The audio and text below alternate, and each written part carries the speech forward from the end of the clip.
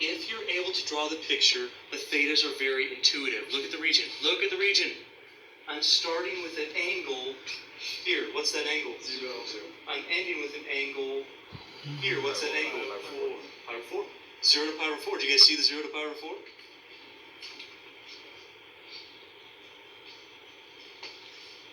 Goes this way. Now, what if you're like, Leonard, I'm not intuitive. I don't have any intuition at all. Yes, you do. You can see the picture. You can do the angle. But if you're like, no, I don't understand that at all. Well, then you use these as slopes, and you do stuff like this. If y equals x, the slope is 1. You guys see the slope?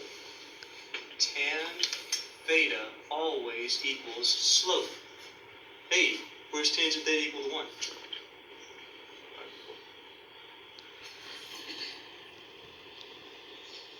The angle of the the slope of the horizontal line is 0. Where's tan theta equal to 0? 0.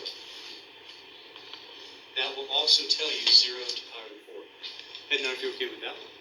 Now, what's the next thing we do? Come on. Next thing. Next thing. Function. Okay, let's do it. What's that gonna end up being? 1 over r. 1 over r. Squared r squared. 1 over r. I love it when r's cancel. That's why I became a math major, to make sound effects. Best part of math, right there.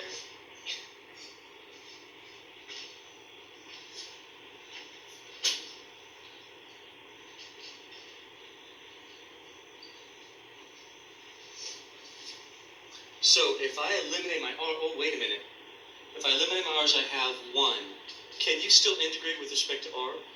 What are you going to get? R. You have to have something to plug in r's to, so you got to get at least an r. So we're going to get r, and we're going to evaluate it for r equals secant theta to r equals 3 secant theta. D theta.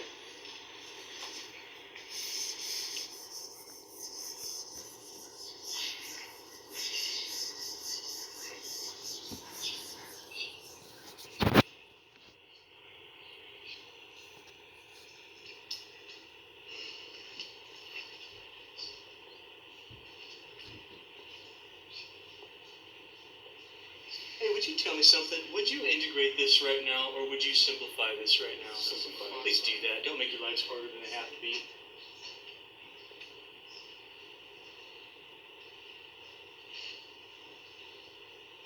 If we integrate that, we get 2 ln absolute value secant theta plus tangent theta and absolute value from 0 to pi over 4. If you think back to all your trig sub days, you do a trig sub on that thing, you're going to end up with a secant. That's what you're going to end up with. And then you're going to have to evaluate it again. You're going to end up with integral of a secant or something. And you're going to get ln absolute value secant theta. If it's even possible, that's what you're going to get. Just like all the trig sub that you did before.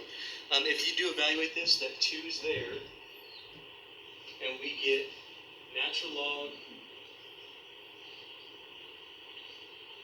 square root of 2 plus 1. That's what it gives you. That's a little bit nicer than trying to do trig sub on that stuff. Defining your, even though it's rectangular, if your function fits better in polar, you try doing that too. So change a region in polar, sometimes you get some really nice stuff out of it. What's it represent again? Is this an area or a volume? Let's say volume. Under that surface over that region. That's the idea. So, Vincent, makes sense? Pretty cool, right?